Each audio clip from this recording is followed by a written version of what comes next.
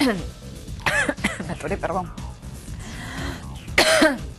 Miguel Ángel, bienvenido, gracias por estar con nosotros. Muchas gracias, Jimena, por la invitación. Cuéntenos un poco de esto de las facultades legislativas, por favor. Sí, en efecto, como lo han mencionado, el día de hoy el ministro ha ido a solicitar, a hacer una exposición respecto a la solicitud de delegación de facultades legislativas en materia tributaria. Como lo han señalado las anteriores personas que han intervenido, en realidad estas son una de las delegaciones de facultades más amplias que hemos conocido en los últimos años, lo cual lleva a tener bastante dudas de cuáles son las intenciones reales que están alrededor de esta solicitud. El ministro ha señalado que tiene objetivos claros, ¿no? Combatir la evasión, combatir la elusión y sobre todo ha utilizado esta frase tan común que es la de ampliar la base tributaria. En realidad, creo que al sector privado en general nos preocupa los alcances de esta delegación porque, como decía el doctor Grelot, nos hemos ido enterando a través de la internet de algunas intenciones que han venido teniendo estas legislaciones que llaman la atención, ¿no? Se habló en un momento de una alza en las tasas de rentas que gravan el trabajo. Se habló también de reducir el mínimo de rentas inafectas también de trabajo. Y ahora, el día de hoy ha ido el ministro a decir de que no, que esos temas no van a pasar, no va a suceder, no va a ampliarse las tasas, pero sí ha señalado que necesitan facultades para poder hacer alguno que otro cambio. A ver, perdón, antes de seguir. Sí. Lo cierto es que sí se necesitan cambios, eso está clarísimo. Sí. Es decir, nosotros recaudamos muy poco, el Estado recauda a través de la SUNAT muy poco, porque hay muy pocas personas que pagan impuestos y muchas que no lo pagan. Correcto. Y cuando hablo de muchas que no lo pagan, no me refiero a la gente de escasos recursos, porque sí hay gente que no genera renta y que por lo tanto no tiene dinero para pagar una renta que no genera. Totalmente de acuerdo. Hay mucho informal, mucha gente que sí tiene mucho dinero, que no paga renta. Hoy día recibí el correo de un televidente, no voy a decir su nombre, pero si me permite leerlo, me da 3 ejemplos, me dice: la vez pasada hice modificaciones en mi casa y dice, un carpintero de Villa El Salvador me hizo unos muebles de melamina para la cocina y mis dormitorios. Muy bien hechos, me dice, por cierto, y me cobró 5.000 soles. Cuando le pedí una boleta al finalizar el trabajo me dijo que la había olvidado. No, ejemplo número 1 que me dé este televidente cuyo nombre no voy a dar. Segundo, la lavadora de mi casa me dice no funcionaba. Llamé a un taller de Surquillo y me cobraron 400 soles por arreglarme la lavadora. Pedí boleta, nuevamente me informaron que la habían olvidado. Tercer ejemplo, he ido a Navarra varias veces a comprar ropa y muchos vendedores tienen la costumbre de entregar no una boleta de venta, sino un recibo de movimiento. Entonces, estamos hablando básicamente de esta gente que ha crecido con la economía y que no genera ninguna renta, perdón, no tributa ninguna renta, ¿no es cierto? Entonces, sí se requiere una modificación. La pregunta es, ¿debemos entregarle facultades al legislativo para ampliar la base tributaria, incrementar la presión tributaria? Claro, esa es la pregunta, porque el objetivo lo queremos cumplir, sí, queremos que el objetivo sí, sea incrementar la base tributaria a todos y que más gente pague impuestos, eso está clarísimo. Sí. De hecho, claro, la primera pregunta es ¿quién lo debe hacer? ¿Quién lo debe hacer? Y ahí nuevamente coincido con las personas que me han antecedido en el sentido de que esta es una facultad, esta es una obligación del Congreso. Nosotros elegimos a nuestros congresistas, nos gusta o no, para hacer determinadas cosas. Y una de aquellas cosas es que ellos sean los que definan si es que nosotros debemos pagar más o menos tributos, si es que nosotros debemos sujetarnos a determinadas tipos de obligaciones fiscales o no. Para eso nosotros no elegimos al presidente o a sus ministros. Pero ¿en qué casos se puede otorgar en casos de excepción, sí, la Constitución en realidad establece que sí se puede delegar las facultades, pero se ha entendido siempre que esta delegación de facultades debe ser en casos extremos, en casos de que verdaderamente la situación lo amerite. Recuerdo más o menos allá en los años 90, inicio del año 90, que se dio una delegación de facultades. ¿Pero por qué? En ese momento era porque nadie tributaba en el país, porque el régimen tributario era obsoleto. Entonces sí se necesitaba hacer un quiebre fundamental en nuestro régimen. Al día de hoy a Carranza, creo, a Luis Carranza, sí, claro, y ahí fue donde se creó el impuesto el impuesto a las ganancias de capital. Claro. De hecho, han habido varios supuestos, te estoy mencionando quizás el más fuerte en nuestra historia, pero en una situación en la que vivimos el día de hoy no amerita verdaderamente que nosotros tengamos un quiebre en nuestro régimen tributario. Respecto a lo que te decía tu televidente, en realidad yo coincido con él, Pero eso también nos hace reflexionar en algo. Cuando nosotros hablamos o escuchamos al ministro decir queremos ampliar la base tributaria, nosotros nos deberíamos preguntar si es que estamos por el rumbo correcto. Porque claro, si nosotros queremos ampliar la base tributaria presionando a las mismas empresas que han venido tributando, no sabemos qué resultado vaya a tener. Nos llama la atención que, por ejemplo, en este gobierno no escuchemos que esté en agenda hacer un régimen tributario especial para las MIPYMES.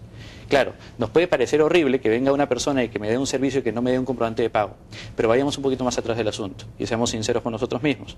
¿Cuántas personas pueden tributar de manera adecuada y correcta bajo el régimen que tenemos el día de hoy? Complejo. Es súper complejo, es súper complejo. Entonces, si yo les digo a las personas que están en la condición de informalidad que pasen a ser formales, ellos me van a decir con justa razón, oye, pero eso es casi imposible.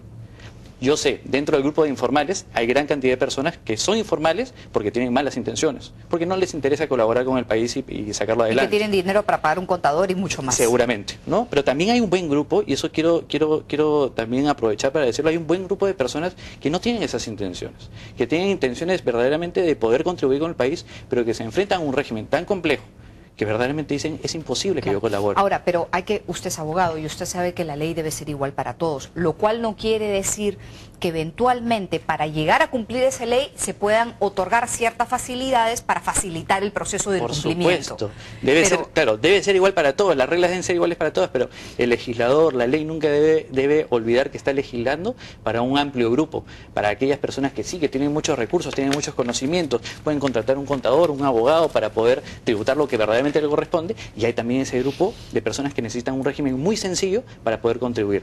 Haciendo una comparación con lo que te está diciendo tu televidente, hace más de un año me invitaron a hacer una exposición al norte del país. Terminé la exposición de materia tributaria y era para productores agrarios, era para gente muy humilde. Y a mí me llamó mucho la atención un productor que se me acercó y me dijo, doctor, necesito que me ayude. Dije, bueno, pensé en mi cabeza y seguramente me va a decir cómo no tributo y todo lo demás, y fue exactamente lo contrario. ¿Sabes lo que me dijo? Me dijo, doctor, yo tengo 5 hijos. Yo le he gorreado al Estado, así me decías, le he gorreado al Estado la educación de mis 5 hijos. Y ahora estoy empezando a tener dinero. Quiero pagar, quiero tributar. Pero la verdad es que cada vez que lo intento me es imposible. No entiendo nada de esto. Y yo le dije, es que es verdad. O sea, si hubiera más personas como él, Dios mío, nuestro país sería totalmente distinto. Pero también nosotros no debemos esperar a que aparezcan más personas como él para poder hacer un régimen que sea mucho más accesible a esas personas de buena voluntad, con principios verdaderos, que lo pueden hacer. Nosotros no podemos legislar pensando en todo momento en las personas malas. Ok, pero la pregunta es, para solucionar este y otros problemas que existen en materia tributaria, que básicamente lo que buscan es un único y gran objetivo, que es recaudar más, tener más dinero para poder hacer más cosas, educación, salud, seguridad, etcétera, hay que modificar ciertas normas. La pregunta vuelve a ser la misma. ¿Es necesario otorgarle las facultades legislativas al Ejecutivo? Nosotros consideramos que no. Sobre todo porque la Constitución también establece que el Poder Ejecutivo tiene iniciativa legislativa. ¿Qué quiere decir esto? Que el Poder Ejecutivo puede mandar, como era la intención inicial de ellos, cuando lo señalaban en marzo, un paquete legislativo para que sea aprobado en el Congreso. Ellos tienen esa iniciativa legislativa, ellos pueden decir, tocar la puerta del Congreso y decir, señores, necesito que se apruebe esto. ¿Qué es lo que va a hacer el Congreso? El Congreso lo que va a hacer es, ok, lo recibe. Y coincido, no hay expertos tributaristas, seguramente habrá uno que otro en el Congreso, no todos son expertos tributaristas, pero lo que sí puede hacer la Comisión, o sí puede hacer el Congreso, es formar una comisión de expertos, invitar a gente privada, también invitar a la SUNAT y empezar a analizar partiendo de la documentación que está enviando. Y darle prioridad. Y darle prioridad, así lo dice incluso la Constitución. Nosotros criticamos mucho al Congreso, pero también tenemos que ser conocedores que del Congreso han salido muy buenas leyes. La Ley General de Sociedades la emitió el Congreso.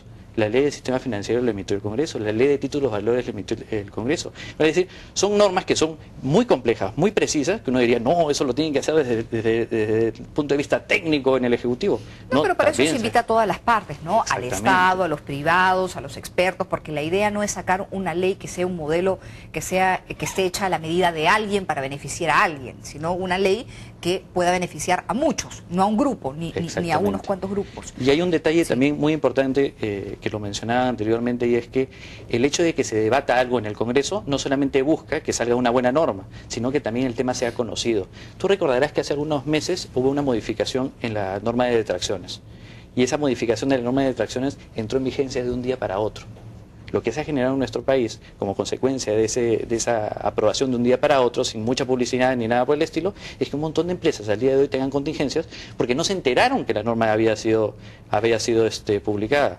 ¿Qué es lo que estamos diciendo con esto? Oigan, llevarlo el tema al Congreso es algo muy bueno porque no solamente se debate, sino que se hace publicidad de ello.